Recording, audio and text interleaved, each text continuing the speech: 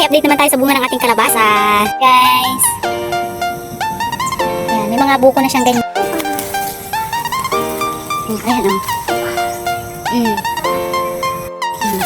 Lakad pa tayo.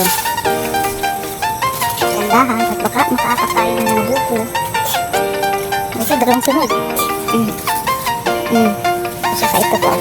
Ayan, tatlo pala sila.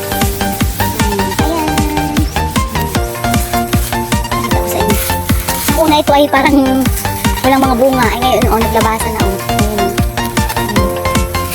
Ang dami pala dito sa linya na to. Ayan pa,